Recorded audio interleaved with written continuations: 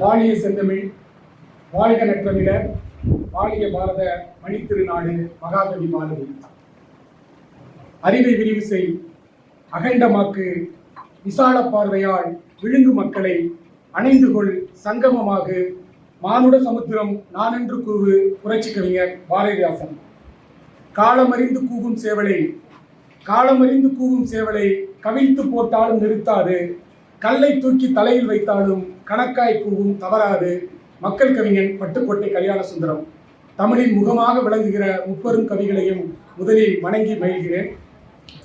என் வாழ்வில் ஒரு மறக்க முடியாத ஒரு இனிய திருநாள் இந்நாள். கடந்த 34 ஆண்டுகளாக நெல்லைக்கும் எனக்குமான இலக்கிய எனது அலுவலகம் சார்ந்த பயணங்கள் நிறைய இருக்கு.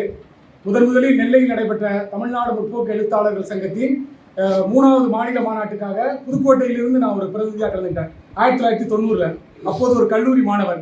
அது தொடங்கி இன்றைக்கு 2024 வரைக்கும் ஆண்டுக்கு 2-3 முறையாவது இலக்கியம் தொடர்பாகவும் எனது அலுவலக வேலை, நான் வேலை பார்க்குற பத்திரிகைகள் தொடர்பாக சில கூட்டங்கள்லாம் நடக்கும்.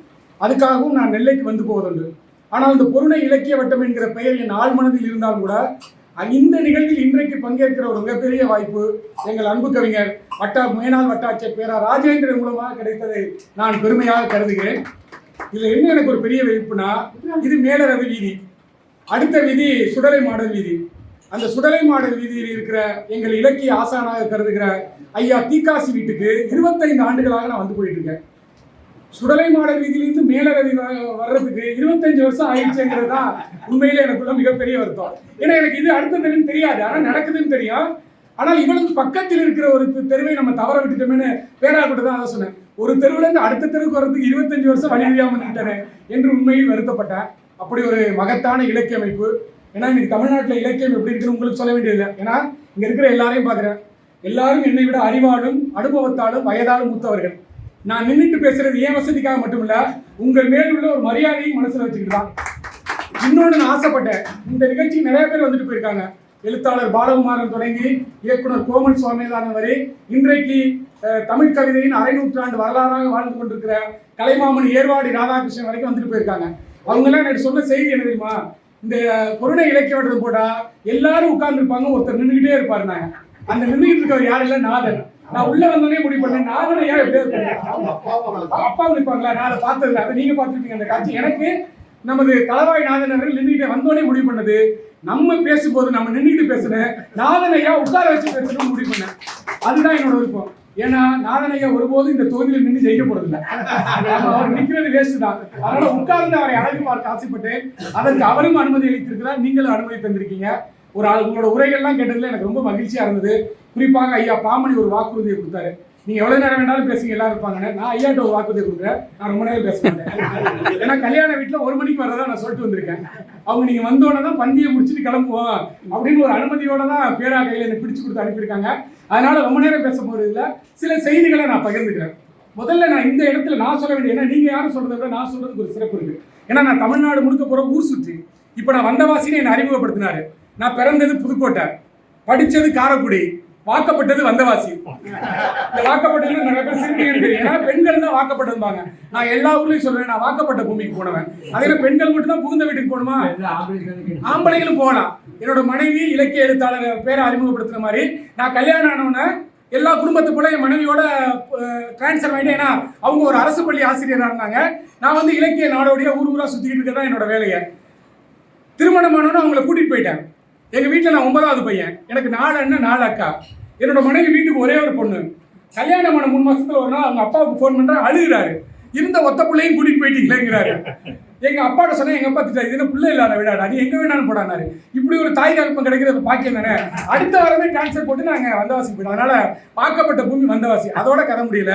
இப்போ நான் வாழ்ந்து கொண்டிருப்பது தலைநகர் சென்னையில் புகழ்மிக்க இந்து தமிழ் திசையின் முதுநிலை ஆசிரியராக இருக்கேன். கிட்டத்தட்ட வாரத்திற்கு ஏதாவது ஒரு சனி ஞாயிறு தமிழ்நாட்டின் ஏதோ ஒரு மூலையில் நடக்கிற ஒரு இலக்கிய கூட்டத்துக்கு போகலைன்னா எனக்கு தூக்கம் வராது. நான் என்னைக்காவது ஞாயிற்றுக்கிழமை சனிக்கிழமை வீட்டில் இருந்தா என் மக சொல்லுவாங்க, தமிழ்நாட்டில் இலக்கியமே தோத்து போச்சு போல இருக்கு, எங்க அப்பா வீட்டில் இருக்காருன்னு வேடிக்கையா சொல்லுவாங்க. அதனாலதான் என் மகிழ்ச்சி சொன்னேன், நீ கல்யாணத்துக்கு மட்டும் போகல. நேற்று வந்து தமிழ்நாடு முற்போக்கு எழுத்தாளர் கலைஞர்கள் சங்கம் நடத்தின மூட்டா பூந்துறை சிந்து பூந்துறையில் இருக்கிற மூட்டா அலுவலகத்தில் நேற்று நண்பர்கள் இன்னைக்கு வந்திருக்காங்க. கிளை செயலாளர் தோழர் சண்முகம் வந்திருக்காங்க. அந்த ஆளுமைகளோட கொஞ்சம் பேசுறேன். இன்னைக்கு நெல்லையின் பெருமையாக இருக்கிற பொருணை இலக்கிய வட்டத்தில் பேச போறேன் அப்படின்னு தான் காலையில் என்னோட மகள் சொன்னேன். நான் சொல்றேன், ஊருக்குள்ளா சுத்த நான் சொல்றேன், தமிழ்நாட்டிலேயே 40 ஆண்டு காலமாக அழைப்பிதழ் இல்லாமல் இலக்கியம் என்கிற ஒற்றை சொல்லுக்காக கூடுகிற ஒரே கூட்டம் பொருணை இலக்கிய வட்டம் தான்.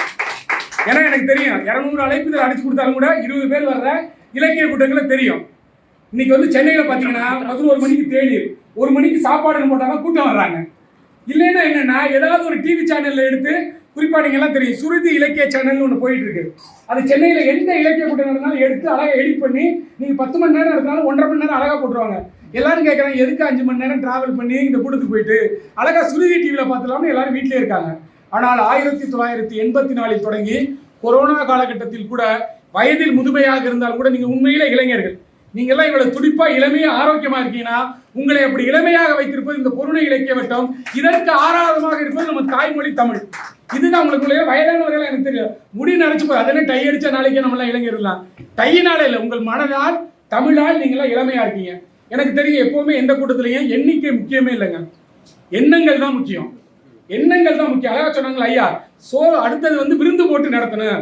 2100வது கூட்டம் விருந்து போட்டு நடத்தணும். அதுதான் தமிழ் உணர்வு. இங்க வர்ற தமிழறிஞர்லாம் வயிறு நிறைய சாப்பிடணும், மனதார இலக்கிய சுவை பருவணும். ஏன்னா நம்ம தமிழ் வரலாறு உங்களுக்கு நான் சொல்ல வேண்டியதில்லை. ஆளானப்பட்டு மகாகவி இறந்த கூட்டத்திலேயே இறுதி ஊர்வலத்தில் போனவங்க 13 பேர் தான். அதுவும் தினத்தந்தியில ஒரு கட்டை கட்டி ஒரு செய்தி, சிறிமான் மகாகவி பாரதியார் காலமானார், அவரது இறுதி ஊர்வலத்தில் கலந்து கொண்டவர்கள் 13 பேர் தான் இருந்துச்சு. அதைத்தான் கவிப்பேரரசு வைரமுத்து ஒரு கவிதையா இருந்தாரு.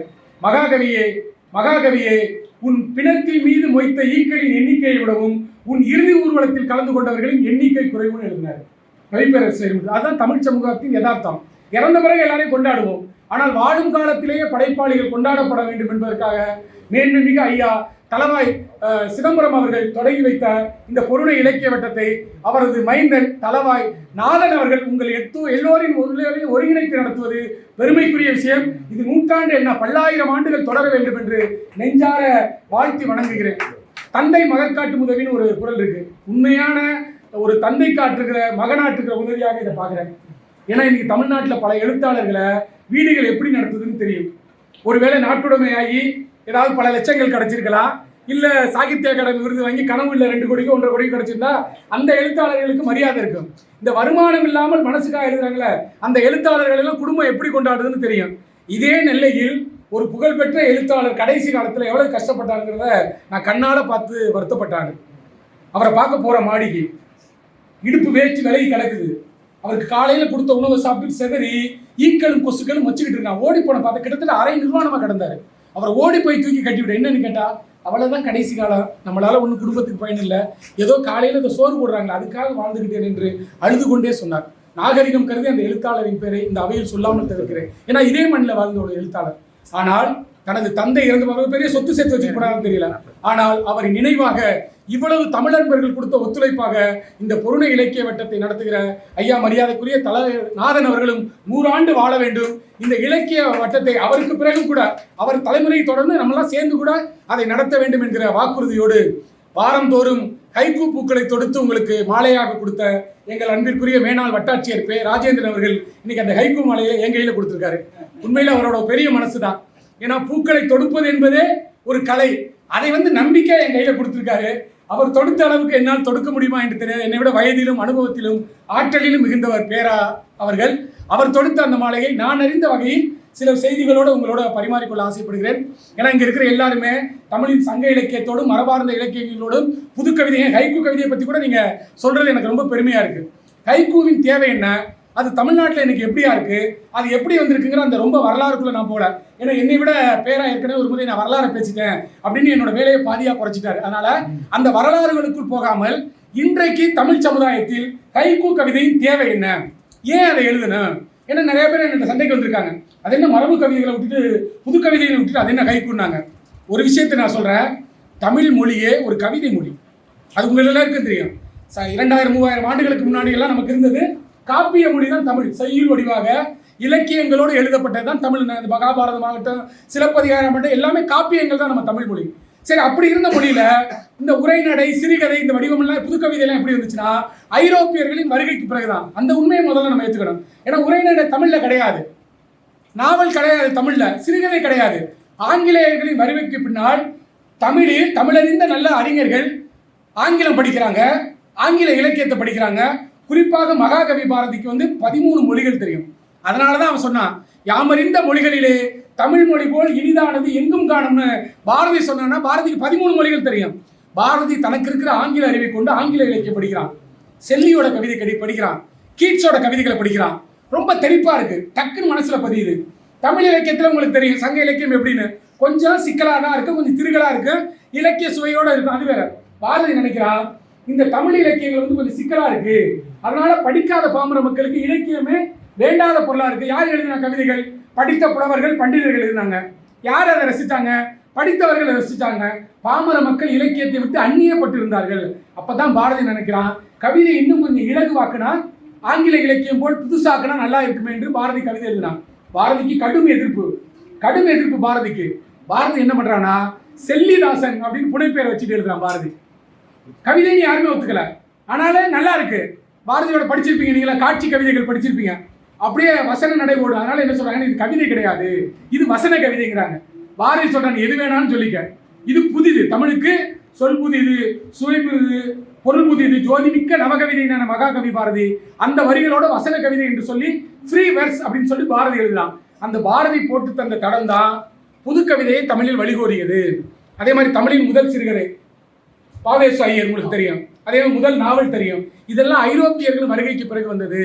அதனாலதான் பாரதி சொன்னா, பிற நாட்டு நல்லறிஞர் சாத்திரங்கள் எல்லாம் தமிழில் மொழிபெயர்க்கப்பட வேண்டும் என்று சொன்ன பாரதி தான் பேரா சொன்னது மாதிரி 1916 சுதேசமித்திரன் இதில் ஜப்பானிய ஹைக்கூவை பற்றி எழுதுகிற ஒரு கட்டுரை. அதுதான் தமிழின் முதல் கட்டுரை.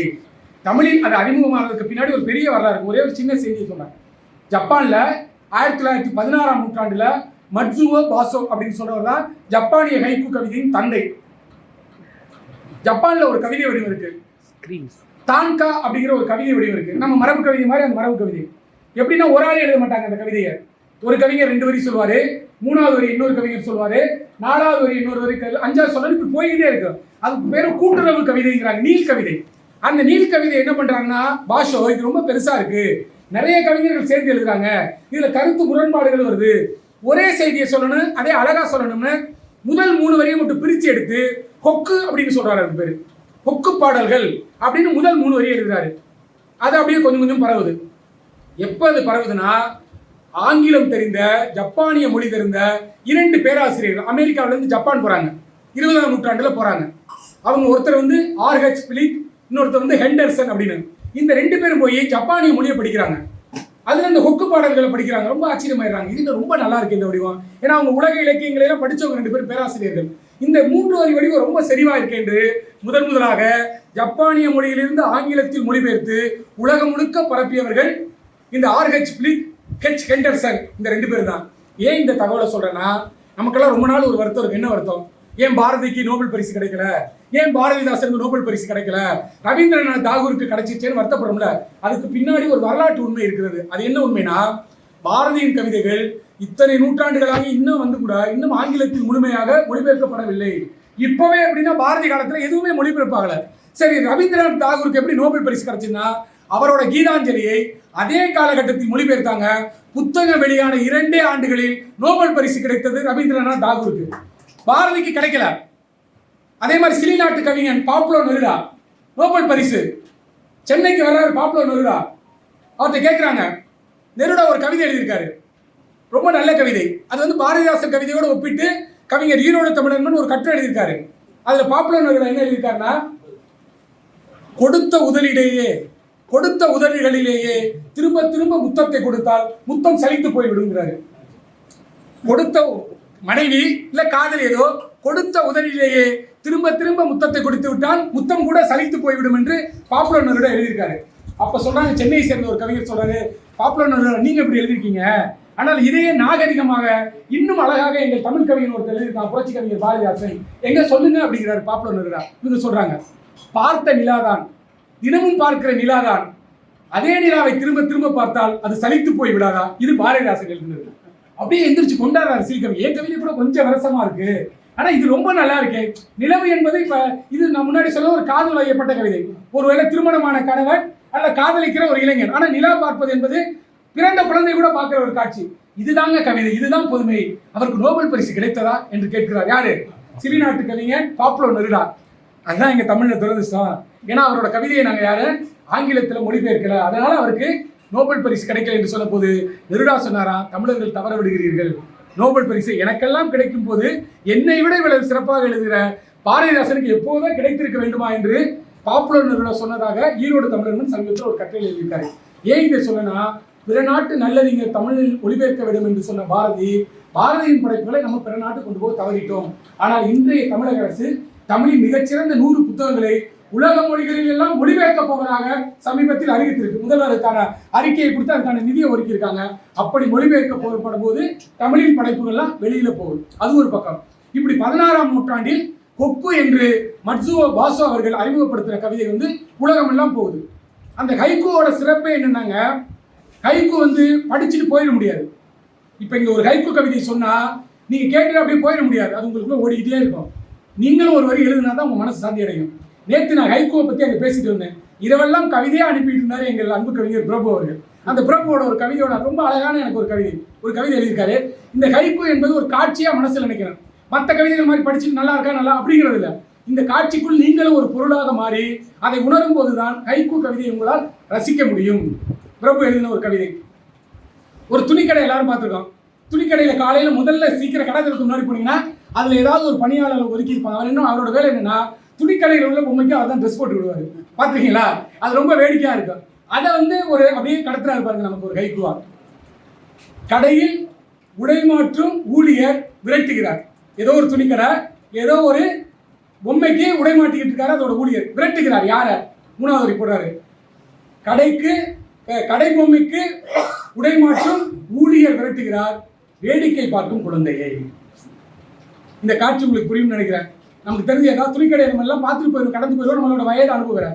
ஆனால் சின்ன வயசு குழந்தை துணிக்கடை கடந்து போய் பாருங்களேன். ஏதாவது ஒரு குழந்தை பொம்மைக்கு ஒரு அடையாள ட்ரெஸ் இருந்துச்சுன்னா உண்மையில் அந்த குழந்தையோட மனம் அந்த ட்ரெஸ்ஸை அணிந்து பார்க்கும். அதுதான் நமக்கு கூட இந்த வயசுல வருதுல்ல, ஒரு நல்ல ஆடையை பார்க்கும்போது நமக்கு அது நம்மை விடவும் குழந்தைகளுக்கு ரொம்ப நெருக்கமானது. அப்படி ஒரு குழந்தை பொம்மையை அணிந்திருக்கிற ஆடை தனக்கு கிடைக்கவில்லை என்று ஏக்கத்தோடு பார்க்கிற ஒரு குழந்தையை ஒரு துணிக்கடை பொம்மை ஊழியை விரட்டுவதாக அன்பு கவிஞர் சேஷ பிரபு எழுதியிருந்தார். அப்படி ஹைக்கூ என்பது உங்கள் மனதில் அப்படியே சிம்மாசனம் போட்டு அமர்ந்து கொள்ளும். பாஷோ எழுதிய ஒரு உலக புகழ் பெற்ற ஒரு ஹைக்கூ. ஒரு காட்சி இது ஒரு பூந்தோட்டத்தில் இருக்கு. வீழ்ந்த மலர் கிளைக்கு திரும்புகிறது. ஒரு பூந்தோட்டத்தில் உட்கார்ந்துருக்கீங்க, ஒரு செடியிலேருந்து ஒரு பூ விழுந்துருது, திரும்ப கிளைக்கு போகுது. இது இல்ல கவிதை. 3வது வரியில தான் அந்த ஹைக்கூவோட சூட்சுமம் இருக்கு. விழுந்த மலர் கிளைக்கு திரும்புகிறது, அட பட்டாம்பூச்சி. அவருக்கு மலர் விழுகல, உண்மையில ஒரு பட்டாம்பூச்சி பறந்து வருது, தரையில உட்கார்ந்து அப்படியே மேல போகுது. கவிஞர் பார்க்கிறாரு, பட்டாம்பூச்சி கிடையாது, அந்த செடியில இருந்த ஒரு மலர் எப்போதோ உதிர்ந்தது, திரும்பவும் அந்த செடிக்கே போகிறது. இதுதான் ஹைக்கூவின் அழகு. அதே போல இன்னொரு ஜப்பானிய கவிஞர் எழுதின உலக புகழ் பெற்ற ஒரு கவிதை. அந்த கிண்ணத்தில் அரிசிதான் இல்லையே. முதல் 2 வரி. அந்த கிண்ணத்தில் அரிசிதான் இல்லையே. 3வது வரி என்னவா இருக்கும்? கொஞ்ச நேரம் யோசிக்கணும். ஹைக்கூவோட 3 வரியும் ஒன்னா படிக்கக்கூடாது. ரஹ்மான் தான் சொல்லுவாரு, ஹைக்கூவோட முதல் 2 வரியை படித்து விட்டு 3வது வரியை உடனே படிக்காத, ஒரு 2 நிமிஷம் வெயிட் பண்ணி நீ யோசி, நீ மனுஷன் தானே, உனக்குள்ளே கவிதை ஆற்றல் இருக்கணும்ல, நீங்க படிக்கிறீல்ல சிந்திக்கிறீல்ல என்று யோசிக்க வைப்பார். அது மாதிரி எழுதுனா, அந்த கிண்ணத்தில் அரிசிதான் இல்லையே, பூக்களை அடுக்கி வைப்போம். எப்படி பாருங்க, ஒரு அழகுல அரிசி இல்லாத ஒரு கிண்ணத்துல பூக்களை அடிப்போம். இப்படி ஜப்பானிய கவிதைகள் நிறைய வந்துகிட்டே இருந்துச்சு. தமிழ்ல வந்துச்சு. தமிழ்ல முதல்ல ஹைக்கூவை மொழிபெயர்த்து வெளியிட்டவர் எழுத்தாளர் சுஜாதா. அவருக்கு பிறகு நிறைய பேர் மொழிபெயர்த்தாங்க. தமிழின் முதல் ஹைக்கூ கவிதை எழுதியவர் கவிக்கோ அப்துல் ரஹ்மான் அவர்கள். அவர் ஒரு 5 கவிதைகளை எழுதி அவரோட பால்வீதி என்கிற தொகுப்பில் சேர்த்திருக்காரு. என்னன்னா ஹைக்கூடு பேர்ல அவர் சேர்க்கல, சிந்தர் அப்படின்னு போட்டார். ஏன் சிந்தர்னு போட்டார்னா, தமிழ்ல அதுக்கு முன்னாடியே சிந்தரின்னு ஒரு 3 வரி கவிதை இருக்கு, அதனால சிந்தர்ங்கிற தலைப்புல போட்டார். அதனால நிறைய பேர் கண்டுக்கல. அதுல எனக்கு பிடித்த ஒரு கவிதை, மயான வாயிலில் ஒரு இடுகாடு மயான வாயிலில் பழுதாகி நின்றது. இது 2 வரி. மயான வாயிலில் பழுதாகி நின்றது. 3வது வரி என்னவா இருக்கும்? மயான வாயிலில் பழுதாகி நின்றது, ஈனில் ஊர்தி. பிரசவத்துக்காக போகல வண்டி, அது எங்க பழுதாகி இருக்கிறது? வாழ்க்கை முடிகிற இடத்துல வாழ்க்கை எப்படி சேர்க்கிறாரு பாருங்க. இதுதான் ஹைக்கூவின் ஆகச்சிறந்த சிறப்பு. அப்படியான கவிதைகள் இன்னைக்கு ஏராளமா வந்துட்டு இருக்கு. அதுவும் இந்த பொருணை இலக்கிய வட்டத்துக்கு ஹைக்கூக்கும் ஒரு உறவு இருக்கு. அது இன்னைக்கு தாங்க கண்டுபிடிச்சாங்க. அது என்ன உறவுனா, தமிழின் முதல் ஹைக்கூ நூல் 1984 ஆகஸ்ட்ல வந்தது. இன்றைக்கு 40 ஆண்டு கொண்டாடி கொண்டிருக்கிற நமது பொருணை இலக்கிய வட்டம் அதே 1984 நவம்பர் 4 தொடங்கப்பட்டிருக்கிற உண்மையை தெரிவித்தேன். அதனால ஹைக்கூவை இந்த நாளில் பேசுவது வந்து ரொம்ப பெருமையா நினைக்கிறேன். 40 ஆண்டுகள் கடந்த ஒரு இலக்கிய கவிதை வடிவம், 40 ஆண்டுகள் கடந்த ஒரு இலக்கிய அமைப்புல பேசுறது ரொம்ப பொருத்தமான விஷயம். அன்றைக்கு அமுதபாரதி தொடங்கி வைத்த அந்த ஹைக்கூ வந்து தமிழ்நாட்டில் ஏராளம் எழுதுறாங்க. சில பேர் கொடுத்துட்டு ஐயா கூட சொன்னாங்களே, குப்பை மாதிரி நிறைய கவிதைகள் வருதுன்னு வரத்தான் செய்யும். ஏனால் எழுத்தறிவு மறுக்கப்பட்ட, கல்வி அறிவு மறுக்கப்பட்ட சமுதாயத்திலிருந்து வர்ற ஒரு ஆளு ஏதாவது எழுதணும்னு ஆசை வரும். எடுத்தோட ஒரு நாவல் எழுத முடியுமா? முடியாது. ஏன்னா அது பக்கம் பக்கமா எழுதுறேன். ஒரு மரபு கவிதை எழுத முடியுமா? எழுதாது. ஏன்னா அதுக்கு இலக்கண அறிவு கிடையாது. எது எழுத வசதி? 3 வரி. ஒரு பஸ் டிக்கெட் பின்னாடி கூட போற அவசரத்தில் எழுத முடியும் என்று எழுதுகிறார்கள். ஆனால் அப்படி எழுதுகிற கவிதை எல்லாம் ஹைக்கூ. ஐயா அழகா சொன்னாங்க, அது கிடையாது. எது உண்மையான ஹைக்கூன்னா ஒரு படைப்பாளன் உணர்ந்து உள்வாங்கி எழுதுவதுதான் கவிதை.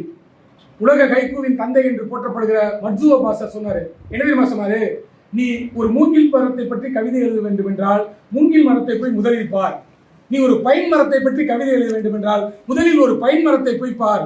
பார்க்காத, கேட்காத, நீ உணராத எதையும் எழுதாத என்று சொன்னான் ஹைக்கூவின் மகாகவியான மட்சுவோ பாசோ. அப்படி நான் உணர்ந்ததை உள்வாங்கினது எழுதினா போதும். இன்னைக்கு தமிழ்ல ஏராளமாக ஹைக்கூ வருது. இதுவரை 1984 தொடங்கி இந்த 2024 செப்டம்பர் வரை 917 புத்தகங்கள் வந்திருக்கு தமிழ்ல. இது உலகத்தின் வேறு எந்த மொழிகள்ல இவ்வளவு ஹைக்கூ வரல. ஏன்னா உலக மொழிகள்ல எல்லாம் ஹைக்கூ எழுதுறாங்க. ஏன் எழுதலைன்னா தமிழுக்கும் ஹைக்கூக்கும் உள்ள ஒரு நெருக்கமான இன்னொரு உறவு என்னன்னா இயற்கை சார்ந்த வாழ்க்கை. ஜப்பானியர்கள் வந்து முழுக்க முழுக்க இயற்கை இணைந்து வாழ்பவர்கள். அதே மாதிரி தமிழர்களான நமக்கும் சங்க இலக்கியம் தொடங்கி இன்றைக்கு வரைக்கும் இன்னைக்கு இயற்கை என்ன பண்ணிக்கிட்டு இருக்கோம்னு நமக்கே தெரியும். ஆனாலும் கூட அந்த இயற்கையோடு இணைந்த வாழ்வு நமக்கு இருக்கிறதுனால தமிழ்ல ஹைக்கூ நிறைய இடம் வந்திருக்கு. அப்படிப்பட்ட ஹைக்கூ அறிமுகமாகும் போது பயங்கரமாலாம் சொன்னாங்க சில எழுத்தாளர்கள். குறிப்பா சுஜாதா சொன்னாரு, ஹைக்கூவில் காதல் கூடாதுன்னாரு. அப்ப நான் ஒரு கல்லூரி மாணவன் 1984. ஐயோ ஹைக்கூல காதல், எனக்கு காதல் தான் எழுத வரும், நான் ஹைக்கூன்னு நினைச்சு 3 வரிகள் எழுதிட்டீங்க, ஐயோ காதல் எழுதக்கூடாதுங்க. அப்புறம் சொல்றாரு ஹைக்கூவில் அரசியலே கூடாது, ஹைக்கூவில் சமூக விமர்சனம் கூடாதுன்னு நிறைய கூடாதுன்னு சொன்னாங்க. நாங்கெல்லாம் பயந்து போய் இருந்தப்போ அப்துல் ரஹ்மான் தான் எங்க கையை பிடிச்சு சொன்னார், அதெல்லாம் இல்லை, ஜப்பான்லேயே காதலையும் எழுதியிருக்கிறார்கள், சமூகத்தையும் எழுதியிருக்கிறார்கள், அரசியலையும் எழுதியிருக்காங்க, ஆனா இலைமறை காயா எழுதணும், நேரடியா எழுதக்கூடாது என்று எங்களுக்கு சொல்லிக் கொடுத்தார் அப்துல் ரஹ்மான். அவரின் கைகளை பிடித்து எழுத வந்த பல்லாயிரம் கவிஞர்களில் நானும் ஒருவர். அதுக்கப்புறம் காதலை எழுதினா, ஹைக்கூ எழுதினா, சமுதாயத்தை எழுதினா. இன்றைக்கு தமிழில் ஹைக்கூ தொடாத பொருளே இல்லை. தொடாத பொருளை எல்லாத்தையும் எழுதிட்டு இருக்கோம். உதாரணத்துக்கு சொல்றேன், இப்ப ஜாதி மத மோதல்கள். வல்லம் தாஜ்பால்னு ஒரு கவிஞர் தஞ்சாவூர்ல இருக்காரு. தமிழ்நாடு முற்போக்கு எழுத்தாளர் கலைஞத்தை சேர்ந்த ஒரு மகத்தான கவிஞர். அவர் ஒன்று எழுதினாரு. நம்ம கடையில் எந்த பொருள் வாங்கினாலும் அதில் ஒன்று எழுதி படிச்சுப்பீங்க நினைக்கிறேன். லோக்கல் டேக்ஸ் எக்ஸெட்ரா, எம்ஆர்பி ரேட்டை போட்டு அதை ஒன்று போட்டுருவாங்க. அதனால தான் கடைக்காரன் நினைச்சதுக்கெல்லாம் விலை வச்சுக்கலாம். அப்படி போட்டிருக்காங்க. அவர் எழுதினாரு, ஜாதி வெறி, இனவெறி, மதவெறி மற்றும் உள்ளூர் வெறிகள் தனி அப்படின்னு எழுதினாரு. இதுதான் இன்னைக்கு யதார்த்தமா இருக்க வாழ்க்கை. ஆனால் இதே ஜாதி மத வெறியை ரொம்ப அழகா திருச்சியை சேர்ந்த ஹைக்கூ கவிஞர் சித்திரபாரதின்னு ஒருத்தர் ஒரு கவிதை எழுதினாரு. தனி கிளாஸ்னா உங்களுக்கு தெரியும் நினைக்கிறேன். இப்போ குறைஞ்சிருச்சு, திருநெல்வேலியும் குறைஞ்சிருச்சு. இன்னும் நான் பிறந்த புதுக்கோட்டை மாவட்டத்தில் இன்னும் 60 கிராமங்கள் இருக்கிறத கண்டுபிடிச்சிருக்காங்க. அதனாலதான் அங்க வந்து குடிநீர் குழாயில இந்த மலத்தை கழிக்கிற ஒரு அவலமெல்லாம் நடக்குதுன்னா இந்த ஜாதி அவலங்கள் இன்னும் புதுக்கோட்டையில் தொடருது. ஏன்னா அது கொஞ்சம் பழமையான மாவட்டம், பழமைவாதிகள் இருக்க மாவட்டம். அதை பத்தி எழுதினார் ஒரு கவிஞர். தனி கிளாஸில் தீ குடித்தவன் காசும் ஒரே கல்லாவில். புரியுதா? இதுக்கு போனா நோட்ஸ் வேண்டாம்னு நினைக்கிறேன். நீங்க தனி கிளாஸில் ஒரு தலித்து டீ குடிக்கிறாரு, அவருக்கு பேப்பர் கப்பில் கொடுத்து ஏதோ பண்றீங்க, காசு கொடுக்குறா, என்ன பண்ணுவீங்க? உடனே வெந்நீரை விட்டு கழுவி காய வச்சா காசு, அதாவது நம்ம ஊர்ல சொல்லுவாங்கல்ல, மீன் வித்த காசு, கருவாடு வித்த காசுனால காசுல ஜாதி பார்க்க மாட்டாங்க, ஜாதி காசு பார்க்க மாட்டாங்க. அதை கூட இன்னொரு கவிஞர் நல்லா எழுதினான். திருக்குவளை ஆட்சியில் இருந்தும் கூட இன்னும் ஒழியவில்லை இருக்குவளையில் எழுதினான். கலைஞர் ஆட்சியில் இருந்த போது அப்பவே இருந்துச்சுல. இப்படி சமூகத்தின் எல்லா மட்டங்களையும் ஹைக்கூ கவிஞர்கள் ரொம்ப அழகா பதிவு பண்றாங்க. ஹைக்கூ கவிஞர்களின் முன்னோடிகளில் ஒருவர் கவிஞர் ஈரோடு தமிழன்பன். மரபார்ந்த மிகப்பெரிய கவிஞர். பாரதிதாசனோடு 10 ஆண்டு காலங்கள் மாணவனாக இருந்தவர். அவர் வந்து மரபு கவிதைகள் நல்லா எழுதக்கூடியவர், புது கவிதை எழுதக்கூடிய. அவர் ஹைக்கூக்கு வந்த பிறகு எங்களுக்கெல்லாம் பெரிய உற்சாகம். ஏன்னா ஒரு தமிழின் வாழும் காலத்தின் மகாகவின்னு அவரை கொண்டாடுறோம் நம்ம. அவர் வந்தாரு, அவர் ஒரு கவிதை எழுதினார். எவ்வளவு அழகான கவிதை பாருங்க. பயம் ஊர்ந்து கொண்டே இருக்கிறது, இது பாம்பு போன தடம். நீங்க பாருங்களேன், இப்ப உட்கார்ந்து பேசிட்டு இருக்கோம், எப்படியோ ஒரு பாம்பு தவறா அந்த பக்கம் போயிடுச்சு வச்சுங்களேன், இன்னும் 10 வருஷம் நாள் அந்த இடத்துல உட்காரும்போது உங்க மனசுக்குள்ள அந்த இடத்த பார்க்கும்போதுதான் பரிமாறாதா. இது ஒரு மனித உள்ளுணர்வு. நான் இதை வாழ்க்கையில அனுபவமா பார்த்தேன். எங்க வீட்டுக்கு பின்னாடி ஒரு முறை ஒரு பாம்பை பார்த்துட்டேன். இன்னமும் கூட அந்த இடத்துல போகும்போது என்ன அறியாம கால் எடுத்து வைப்பேன். அந்த இடத்துல ஒரு உள்ளுக்குள்ள எனக்கு இன்னும் அந்த பாம்பை என்ன அடிச்சு கொண்டுட்டோம், ஆனா என் மனசுக்குள்ள என்ன ஊர்ந்துகிட்டே இருக்கு. இதை விட இன்னொரு கவிதை எழுதினார், அது நம்பிக்கை தர கவிதை. அது ஹைக்கூல செய்யறாரு, சென்ட்ரியூல செய்யறது, இருந்தாலும் நல்ல கவிதை. ஓட்டு போட்டு விட்டு வந்த பிணம், ஓட்டு போட்டு விட்டு வந்த பிணம் திடுக்கிட்டது, ஓட்டு போட்டு விட்டு வந்த பிணம் திடுக்கிட்டது, கல்லறையில் வேறொரு பிணம். இது ஈரோடு தமிழன் எழுதினா இன்னொரு கவிதை. அதே மாதிரி சென்ட்ரியூன், ஹைக்கூலே சென்ட்ரியூன் ஒரு வகை இருக்கு. அது வந்து படிச்சோட சிரிப்பா இருக்கும், எல்லாம் இருக்கும். அதுல நிறைய அரசியல் கவிதைகள் உண்டு. ஈரோடு தமிழன் ஒரு சென்ட்ரி கவிதை எழுதிப்பாரு. தோல்வி உறுதியாகிவிட்டது, தோல்வி உறுதியாகிவிட்டது, இன்னும் தொகுதி தான் உறுதியாக. சில வேட்பாளர் பணம் கட்டுறாங்கல்ல, அவனுக்கே தெரியும் அவனோட தோல்வி. இருந்தாலும் பணத்தை கட்டி நானும் நிக்கிறேன் பாருன்னு காட்டுறதுக்காக இப்படி வாழ்க்கையின் எல்லா மட்டத்தையும் ஹைக்கூவில் இயற்கை ரொம்ப முக்கியமானது. தமிழின் மிக முக்கியமான ஹைக்கூ கவிஞர் மித்ரா. அவங்களோட பேர் வி உண்ணாமலைன்னு, சிதம்பரம் அண்ணாமலை பல்கலைக்கழகத்தில் இருந்து இந்த கொரோனா காலத்தில் அவங்க இறந்துட்டாங்க. மிகச்சிறந்த ஹைக்கூக்கள் எழுதியிருக்காங்க. அந்தம்மா நம்ம சொல்றோம்ல வள்ளலார், வாடிய பயிரை கண்ட போதெல்லாம் வாடினேன் வள்ளலாங்கிறால, அவரை விட ஒருபடி மேலே போய் இந்த மாதிரி எழுதுறாங்க. அணில்களே அணில்களே நகங்களை வெட்டுங்கள், அணில்களே நகங்களை வெட்டுங்கள், பூவின் முகத்தில் காயுங்கள். என்ன அழைப்பு பாருங்க. ஒரு அணில் ஒரு பூந்தோட்டத்தில் ஓடி ஓடி இருக்கு, அணிலோட நகை ரொம்ப கூர்மையா இருக்கு. தப்பி தவறி கூட அந்த பூவின் முகத்தில் ஒரு கீழல் வரக்கூடாது என்று எழுதின அதே மித்ரா தான் சமூக அவலங்களுக்கு எதிராக ஒரு கவிதை எழுதிப்பாங்க. இந்த தலித் விடுதலையை பற்றி ஒரு கவிதை எழுதிப்பாங்க. அடிக்க அடிக்க அடிக்க அடிக்க அதிரும் பறை, அடிக்க அடிக்க நீ பறை அடிக்கும் போது பார்த்தா நம்மள அறியாம நமக்கு ஒரு ஒரு ஒரு இது நரம்பு முறுக்கேறும். அது சாவு வீட்டில் அடித்தாலும் சரி, பொது இடத்துல அடித்தாலும் சரி. அப்படி அடிக்க அடிக்க அதிரும் பறை, தலைமுறை கோபம் அப்படின்னா பறைங்கிறது சும்மா சத்தம் இல்லைனா அது ஒரு தலைமுறைக்கான விடுதலைக்கான கோபம் என்று எழுதின அதே கவிஞர் மித்ரா சமூகம் சார்ந்த இன்னொரு கவிதை எழுதினாங்க. பசியோடு மகன், மகன் பசியோடு இருக்கான், பசியோடு மகன் தந்தை கஞ்சி காய்ச்சுவான், பசியோடு மகன் தந்தை கஞ்சி காய்ச்சுவான். இது ஒரு சாதாரண காட்சி, நிறைய பார்த்துக்கோம் நம்ம ரோட்டோரத்தில். அவங்க முடிக்கிறாங்க 3வது வரிய, பசியோடு மகன் தந்தை கஞ்சி காய்ச்சுவான், சுவரொட்டி ஒட்ட. பாருங்க ஒரு கவிதை எங்கெங்கெல்லாம் நம்மளை கொண்டு போது பாருங்க, வறுமையை என்னென்ன கோணத்தில் கொண்டு போது பாருங்க. அன்பு கவிஞர் பேரா எனக்கு மிகவும் பிடித்த ஒரு ஹைக்கூ கவிஞர், அவர் குக்கு குழந்தைகள்னு ஒரு கவிதை எழுதிப்பார். அது ஒரு கவிதை மகத்தான, அதாவது தமிழின் சிறந்த ஹைக்கூ கவிதைன்னு சொல்லிட்டு அதில் ஒரு கவிதை. நான் என்னோட கட்டுரைகளில் உரைகளில் நிறைய சொல்லியிருக்கேன். இந்த கவிதைகளில் சொல்லாத சில வார்த்தைகள், நாம் எண்ணாத எண்ணங்களை ஹைக்கூக்குள்ள கொண்டு வரும். அது ஹைக்கூட இன்னொரு சிறப்பு. அப்படி ஒரு கவிதையை பேரா எழுதியிருப்பாரு. என்ன கவிதைனா, திங்கட்கிழமை ஆனதும் பூத்து விடுகிறது. வாரத்தின் நாட்கள் நமக்கு 7 நாள் தெரியும். திங்கட்கிழமையோட சிறப்பு என்னன்னு தெரியும். நமக்கு வந்து ஞாயிறு கிடையாது முதல்ல, நமக்கு திங்கட்கிழமை தான் பணி நாளா தொடங்குது. எழுதுறாரு, திங்கட்கிழமையானதும் பூத்து விடுகின்றன, திங்கட்கிழமை பூத்ததும் வாடி விடுகின்றன.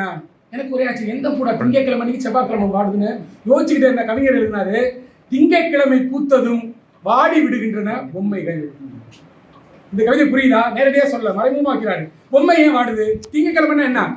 பனி நாள் ஸ்கூலுக்கு போயிடு. யாரு வாடுவா? நாதனையா கவிதை நல்லா ஒரு எழுதிருக்கீங்களா? ஒரு நல்ல ஹைக்கூ கவிஞர் கிடைச்சிருக்காரு. திங்கட்கிழமை பூத்த அந்த வார்த்தை பாருங்க, திங்கட்கிழமை பூக்குது, மலர்ச்சியா பூக்குது. இன்னைக்கு வாரத்தின் முதல் நாள் டக்குன்னு வாடி போகுது. யாரு? பொம்மைகள். ஏன்னா குழந்தைங்க விளையாட, பொம்மையோடு விளையாட குழந்தைகள் இல்லை என்று குழந்தை வருத்தப்படல, பொம்மை அங்கு வருத்தப்படுது. உயிரில்லாத பொருட்களில் கூட ஒரு உயிர்நேயத்தை விதைப்பதுதான் ஹைக்கூவின் ஆகச்சிறந்த பண்பு. அந்த பண்பின் மிகச்சிறந்த கவிதை தான் அந்த பேராவோட கவிதை. இப்படி தமிழ்நாட்டில் இன்றைக்கு நிறைய கவிஞர்கள் எழுதி கொண்டே இருக்கிறார்கள். நிறைய ஐயா சொன்ன மாதிரி தினத்தந்தி தினமலர்ல வர்றதுலாம் கவிதை இல்லைங்கய்யா. தயவு செஞ்சு அதை படிச்சுட்டு ஹைக்கூவை முடிவு எடுத்துக்காதீங்க. ஏன்னா அதெல்லாம் துணுக்குகள். அவங்களுக்கு அன்னைக்கு லேஅவுட் பண்ணும்போது எது கிடக்குதோ எடுத்து போடுவாங்க. ஒரு சமையல் குறிப்பு இருந்தால் எடுத்து போடுவாங்க, ஒரு பொன்மொழி இருந்தால் எடுத்து போடுவாங்க, ஒரு கவிதை மாதிரி இருந்தாலே போதும் ஒன்று எடுத்து போடுவாங்க. ஆனா பரவாயில்ல, தப்பு கிடையாது. வேறு சில நல்லது பண்ணிருக்காங்க அப்படிங்களா? மகிழ்ச்சி மகிழ்ச்சி. ஏன்னா அவங்களுக்கு நான் பத்திரிகையில் இருக்கிறதுனால தெரியும். எங்களுக்கு அந்த நேரத்தில் இந்த கையில எது இருக்கோ இதை எடுத்து போடுவோம், அந்த கையில எது இருக்கோ அதை எடுத்து போடுவோம். அதை படிக்கிறதுக்கெல்லாம் எங்களுக்கு நேரம் இருக்காது. படிக்கிறது உங்க கடமை, வாசகர்கள் கடமை. அப்படி நாங்கள் போனோம்னா அதையும் தாண்டி சில நல்ல படைப்புகள் வருது. அப்படியாக நான் தினத்தந்தியில் படித்த ஒரு அற்புதமான கவிதை. பெண் விடுதலை பற்றி எல்லாரும் பேசுகிறோம். பக்கம் பக்கமாக நாவல்கள் இருக்கு, நிறைய படைப்புகள்லாம் இருக்கானா ஒரு 3 வரியில சொல்ல முடியும்னா முடியும். ஒரு கவிஞன் எழுதினான், தாலி வாங்க குனிந்தவள். ஒரு திருமண வீடு பார்த்துக்கிட்டாங்க, எல்லாரும் கல்யாண வீட்டில் பார்த்துருக்கோம். வழக்கமாக வந்து பெண்கள் கொஞ்சம் அவக்கிறது, இன்னைக்கு இந்த தலைமுறை பெண்கள் இல்லை, அது தேவையில்லைங்கிறது தான் என்னோட கருத்தும். வெக்கப்பட்டு உட்கார்ந்துருப்பாங்க. அவங்க அதான் கவிதை எழுதுறான், தாலி வாங்க குனிந்தவள் இன்னும் நிமிரவே இல்லை. கல்யாணத்தன்னைக்கு தாலி கட்டன்னைக்கு குடித்த பெண்கள் என திருமணம் என்பது இன்னும் பெண்களுக்கு இரண்டாவது சிறையாக தான் இருக்கு. பிறந்த வீட்டில் ஒரு வகையான அடக்குமுறைகள் என்றால் புகுந்த வீட்டில் வேறொரு வகையான அடக்குமுறை. இப்படி தாலி வாங்க குனிந்தவள் இன்னும் நிமிரவே இல்லை என்று ஒரு புதுக்கவிஞர் எழுதுகிற கவிதை தினத்தந்தியில் படித்தேன். அதாவது நல்ல முத்துக்கள் வரும், தினமலர்கள் நல்ல கவிதைகள் வரும், தேடி படிக்கிறேன். மேலோட்டமா பார்த்து நல்லா இல்லைன்னா அது அவரை புத்தம் சொல்ற மாதிரி நிச்சயம் இல்லை. நல்ல கவிதைகள் எல்லா பத்திரிகையும் வரும். நல்லதை தேர்ந்தெடுப்பது வாசகனின் கடமை. அப்படி இன்னைக்கு தமிழ்நாட்டில் 900க்கு மேல கைக்கூக்கள் வந்துகிட்டே இருக்கு. பேராயன் அறிமுகப்படுத்தும் போது சொன்னார்ல, தமிழ் கைப்பு உலக மாநாடு என்று ஒரு மாநாட்டை நாங்கள் இன்னைக்கு தமிழ்நாட்டின் பல பகுதிகளில் நடத்திட்டு வர்றோம். அது ஒரு மாநாடு தமிழ்நாட்டில், இன்னொரு மாநாடு வெளிநாடு என்று. முதல் மாநாடு திருச்சியில் நடந்தது, இரண்டாவது உலக மாநாடு அந்தமானில் நடந்தது. இந்த ஆண்டு ஜூன் 9 அன்று மதுரையில் 3வது உலக மாநாடு நடந்தது. அடுத்த ஆண்டு மே மாதம் 11ஆம் தேதி இலங்கையில் 4வது உலக மாநாடு நடத்துகிறோம். இந்த மாநாட்டின் தேவை என்னன்னா, இன்னைக்கு நிறைய கவிஞர்கள் கவிதை எழுதுகிற ஆர்வத்தோடு வர்றாங்க. ஆனால் அவங்களுக்கு எது கவிதைன்னு தெரியல. 3 வரியில் எழுதினா கவிதை, 2 வரியில கேள்வி, 3வது வரியில ஒரு பதில் இருந்தால் கவிதை எழுதுறாங்க. ஆனால் அது கிடையாது. சரி, எதுதாங்க கவிதை? கவிதைன்னு ஏற்கனவே நம்மகிட்ட ஒன்று இருக்கு, மரபு கவிதை இருக்கு, புது கவிதைகள் இருக்கு. இது என்ன, இரண்டுக்கும் உள்ள ஒரு நுட்பமான வேறுபாடு தான். ஏன்னா இன்னைக்கு ஹைக்கூ அலை வந்து ரொம்ப பெருசாக பரவிட்டு இருக்கு. போன வாரம் சரவணா ஸ்டோர்ஸ் போயிருந்தேன், சென்னையில் சரவணா ஸ்டோர்ஸ். பார்த்தா திடீர்னு ஹைக்கூ புடவைனாங்க. எனக்கு அதிர்ச்சி ஆச்சு, என்னடா ஹைக்கூ எங்கே பார்த்தாலும் ஹைக்கூங்கிறாங்க. அந்த பொண்ணுகிட்ட போயிட்டு என்னம்மா ஏதோ ஹைக்கூ புடவைன்னு சொல்லி, உங்களுக்கு ஹைக்கூனா என்னன்னு தெரியுமானுச்சு. அதுக்கு என்ன தெரியாதுல்ல, எனக்கு தெரியாதுமா சொல்லுமான்னு. ஒன்றும் இல்லை சார்னு ஒரு புடவை எடுத்து போட்டாங்க. இதில் பார்டர் 3 வரியில் இருக்கும், ஹைக்கூங்கிறது 3 வரி, அதனால இது ஹைக்கூ புடவைனாங்க. சரிம்மா ரொம்ப நன்றி, தெரிஞ்சுக்கிட்டோமா அப்படின்ட்டு நான் வந்து அதுக்கப்புறம் நான் சொல்ல ஒன்றேன். ஏன்னா அவங்கள்ட்ட போய் வகுப்பு எடுக்க முடியாதுல்ல. பெரிய வேடிக்கை என்னன்னா, முந்தானத்து சென்னையில் விருகம்பாக்கத்தில் உள்ள ஒரு டிபார்ட்மெண்ட் ஸ்டோர்ல வீட்டில் ஜாமான் வாங்க போயிருந்தேன். ஹைக்கூ பரோட்டான்னு வச்சிருந்தாங்க. அப்பாங்களா, என்னடா அங்கே போனால் ஹைக்கூ புடவைங்கிறான், இங்கே ஹைக்கூ பரோட்டாங்கிறானேன்னு கேட்டா. என்னன்னு கேட்டேன். சார் உங்களுக்கு ஹைக்கூனா தெரியுமா? எனக்கு தெரியாதுங்க. இதில் 3 பரோட்டா இருக்கு, ரெடிமேட் பரோட்டா. இதை நீங்கள் பாக்கெட்டை பிரித்து கல்லில் போட்டு எடுத்து சாப்பிடலாம்னா. பரவாயில்ல, இன்னும் ஹைக்கூ இட்லி தான் இல்லை. ஏன்னா நம்ம ஊரில் 4 இட்லி கொடுக்குறது தான் பரவுன்னு நினைக்கிறேன். ஏன்னா இட்லி ஜோடி பிடிக்க மாட்டாங்க. ஒரு இட்லி கேட்டால் கடையில் கொடுக்க மாட்டாங்க. அது ஜோடி ஏதோ சுடும்போதே ஒன்றா சுட்டது மாதிரி ஜோடி வாங்க நம்ம ஊரில். இன்னைக்கு இன்னும் 3 ஹைக்கூ இட்லி. ஆனால் தமிழ் ஹைக்கூ அதை தாண்டி வேறு சில சாதனைகளை செஞ்சிருக்கு. என்னன்னா, உங்களுக்கெல்லாம் தெரியும், கவிப்பேரர் வைரமுத்து, அவரோட பேரனோட பேர் என்ன தெரியுமா? ஹைக்கூ. ஹைக்கூன்னு வச்சிருக்காரு. ஏன்னா ஜப்பானிய மொழி அந்த நாட்டில் இருந்துட்டு அவங்க பையன், சின்ன பையன் அங்கே இருந்துட்டு வந்ததுனால அவனுக்கு ஹைக்கூ மேற்பட்ட காதல்னால அவனோட குழந்தைக்கு பேர் ஹைக்கூன்னு வச்சிருக்காங்க. அப்படி இன்றைக்கு ஹைக்கூ என்ற வார்த்தை உலகத்தில் எந்த மொழியில் வேணாலும் நீங்க ஹைக்கூனா அதை எழுதுறவங்க 10 பேராக வச்சிருப்பாங்க. அதுதான் சிறப்பு. இன்றைக்கும் கூட ஜப்பானில் மட்டும் 2 லட்சம் ஹைக்கூ கிளப்புகள் இருக்கான். 2 லட்சம். 3 வரி கவிதை நம்ம சொல்றோம்ல, என்னங்க அது பெரிய 3 வரின்னு. 3 வரி ஹைக்கூ கவிதைக்கு பல கோடி ரூபாய் பரிசு கொடுக்குறாங்க. பல கோடி ரூபாய் பரிசு. ஜப்பான்ல என்ன இருக்கு? அதே மாதிரி அமெரிக்காவில் ஹைக்கூ கிளப்புகள் இருக்கு. தமிழ்நாட்டில், இந்தியாவில் ஹைக்கூ கிளப் இல்லைனால் கூட அந்த ஹைக்கூவின் செறிவை உணர்ந்து கொண்டு அதை அடுத்தடுத்த இலக்குகளை நோக்கி முன்னெடுத்து போகணும் தான் நாங்கள் நண்பர்கள்லாம் சேர்ந்து தொடர்ந்து இயங்கிட்டு தான். முன்னாடியே நான் சொன்ன மாதிரி இந்த ஹைக்கூவின் சிறப்பு என்னவென்றால், இது படிக்கிற வாசகனை மட்டும் பார்க்காது, அவனையும் ஒரு படைப்பாளியாக பார்க்கும். அவனுக்கும் சுய சிந்தனை, சுய அறிவு இருக்கிறது, அவனாலும் எழுத முடியும் என்கிற நம்பிக்கை இருக்கிறது. எனக்கு சில புலவர்கள், சில தமிழாசிரியர்கள் சண்டைக்கு வருவாங்க, தமிழில் இல்லாதா, எதுக்கு அடுத்தவங்க கொண்டாடி தூக்கி வச்சு கொண்டாடுறீங்க அப்படிங்கிற மாதிரி என்னோட சண்டைக்கு வந்த ஆட்கள்லாம் உண்டு. தமிழில் எல்லாமே இருக்கு. 1 வரியில் இருக்கிறது, 2 வரியில் இருக்கிறது, 3, 4 எல்லா வரிகளிலும் கவிதைகள் இருக்கிறது. உலகின் தொன்மையான மொழி ஆதிமொழி தமிழ். அதில் தமிழரை நான் பெருமை அடைகிறேன். ஆனால் தமிழில் எல்லாமே இருக்கிறது. ஆனால் ஹைக்கூவில் தமிழில் இல்லாத இன்னொரு சிறப்பு இருக்கு. அதையும் ஒத்துக்கணும். நம்ம என்ன சிறப்புனா, ஹைக்கூ அதை படிக்கிற வாசகனையும் படைப்பாளியாக மாற்றும். நான் ஒரு கல்லூரி மாணவனாக இருந்தபோது அது ஒரு வாசகனாக தான் படித்தேன். இன்னைக்கு பார்த்தா ஹைக்கூக்குள்ளே இறங்கி போயிட்டேன். ஈரோடு தமிழர் அடிக்கடி சொல்வாரு, நீ ஹைக்கூவை காதலித்தாய், வெண்ணிலாவை கைப்பிடித்தாய் பாரு. ஆமா, உண்மையில எனக்கு ஹைக்கூவை பத்தி யாராவது சொன்னா கோபம் மட்டும் இல்ல, அவங்க தவறா புரிஞ்சுக்கிட்டு பண்றாங்களே, அவங்களுக்கு விளக்கணுங்கிற ஒரு ஆர்வம் வரும். அதனாலதான் எங்க போனாலும் ஹைக்கூ நான் பேசுவது உண்டு. தமிழ்நாட்டில் கிட்டத்தட்ட 30 மாவட்டங்களிலும் ஹைக்கூ திருவிழாக்களை நடத்தி கிட்டத்தட்ட 5000 இளைஞர்களை இன்னைக்கு ஒரு ஹைக்கூ படை. அப்துல் ரஹ்மான் கிண்டல் பண்ணுவாரு, கட்சியும் சின்னமும் இல்லாத ஒரே இயக்கம் நீண்டாண்டாப்பாரு. ஏன்னா ரஹ்மான் யாரையும் பாராட்ட அவரோட பழகினவங்களுக்கு தெரியும். கடுமையான கொஞ்சம் கோவக்காரு, பார்த்தா அப்படி ஒரு மாதிரி ரஃபா தான் இருப்பாரு. நானும் அவரை 84லேருந்து அவரோட பழகிறேன். 2004 சென்னையில் நடந்த ஒரு மாநாட்டை தான் தமிழில் வானம்பாடிகளுக்கு பிறகு ஒரு கவிதை இயக்கம் இருக்கிறது என்றால், கட்சி இல்லாமல் கொடி இல்லாமல் ஒரு இயக்கம் இருக்கிறது என்றால் அது ஹைக்கூ கவிதை இயக்கம் தான் என்று அந்த மேடையிலே எங்களை எல்லாம் பாராட்டினாரு. அது நான் மட்டுமல்ல, என்னை போல ஏராளமான நண்பர்கள் இன்றைக்கு தமிழில் ஹைக்கூ எழுதிட்டே இருக்காங்க. அதனால தான் எல்லா கூட்டங்களும் சொல்றது, ஹைக்கூ என்பது ஒரு நாற்காலியை போன்றது. அந்த நாற்காலியில் கவிதை எழுதின கவிஞன் பாதி உட்காருகிறான், மீதி இடத்தில் வாசகன் உட்காருகிறான். கவிஞனையும் வாசகனையும் சமமாக பாவிக்கிற ஒரு இலக்கிய வடிவம் உலகத்திலே இருக்கிறது என்றால் அது ஹைக்கூ கவிதை தான். நான் சொல்றேன், இங்க ஒரு 15-20 பேர் இருக்கு. நிச்சயம் இன்று இரவு நீங்க பேனா எடுத்து எழுதினாலும் கூட உங்கள் மனதில் ஒரு ஹைக்கூ உருவாகிவிடும். அதை நீங்க மலிக்க இல்லை, நான் எழுதவே மாட்டேன்னா கூட உங்களுக்குள்ள ஓடிக்கிட்டே இருக்கேன்னா இது காட்சிமயமான கவிதை. நம்ம வாழ்க்கையில நாள்தோறும் பார்த்துக்கிட்டே இருக்கோம் காட்சிகளை. அதனால் நீங்கள் எல்லோரும் கூட கைக்கூ கவிஞர்களாக மாற வேண்டும். அடுத்து இந்த மாதமா 5வது கூட்டம், அதுல கைக்கூக்குன்னு ஒரு அமர்வு வைங்கயா. கண்டிப்பா அங்க இருக்கிற எத்தனை பேர் கவிதை படிச்சீங்கிறத எனக்கு பேராவோ நீங்களே சொல்லுங்க. பிரபு கிட்ட கேட்கிறேன், இல்ல சண்முக தோழத்தை கேட்டு நான் தெரிஞ்சுக்கிறேன். கண்டிப்பாக எழுதுங்கள். உங்களது ஆண்டு விழா இன்னொரு நிகழ்வுல கண்டிப்பா உங்களை எல்லாம் பார்க்கணும்னு ஆசைப்படுறேன். நீங்க அழைப்பாளர் என்ன கூப்பிடுறீங்களோ இல்லையோ, ஏதாவது ஒரு வாய்ப்புல உங்களோட நிகழ்வுல கண்டிப்பா நான் அழைக்கலைன்னா கூட இன்னொரு நிகழ்வில் உங்களை எல்லாம் ஒரு பெரும் கூட்டமாக சந்திப்பதை நான் ரொம்ப காதலோடு நினைக்கிறேன். ஏன்னா என்னை விட அறிவிலும் வயதாலும் அனுபவத்தாலும் மூத்த உங்கள்கிட்ட ஏதோ நான் கற்றுக்கொண்ட ஏதோ இந்த 3 வரி கைக்குவை பத்தி இவ்வளவு நேரம் பேசினேன். நீங்க இவ்வளவு ஆர்வமாக கேட்டதற்கும் செவிமடுத்ததற்கும் நெஞ்சார்ந்த நன்றி கூறி நிறைவாக மகாகவி ஈரோடு தமிழன்மன் சொன்ன ஒரு கவிதை வரிகளோடு எனது உரையை நிறைவு செய்கிறேன். 10 பறவைகளோடு பழகி உங்களால் ஒரு பறவையாக முடியாது. 10 நதிகளோடு பழகி உங்களால் ஒரு நதியாக முடியாது. 10 புத்தகங்களோடு பழகி பாருங்கள், 11வது புத்தகமாக நீங்களும் படிக்கப்படுவீர்கள். வாய்ப்புக்கு நன்றி.